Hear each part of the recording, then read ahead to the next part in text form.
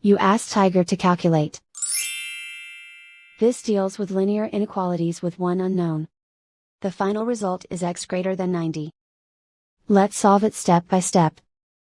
Group all constants on the right side of the inequality. Add 9 to both sides.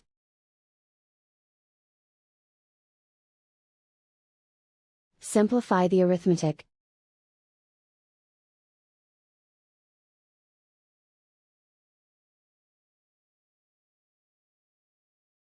Isolate the x. Multiply both sides by inverse fraction 5/3.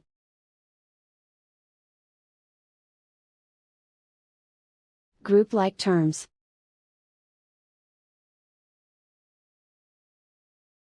Multiply the coefficients.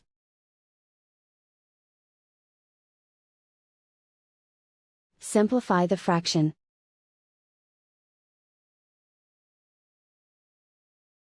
Multiply the fractions.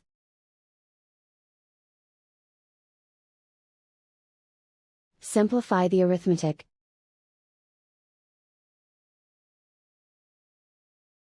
Plot the solution on a coordinate grid.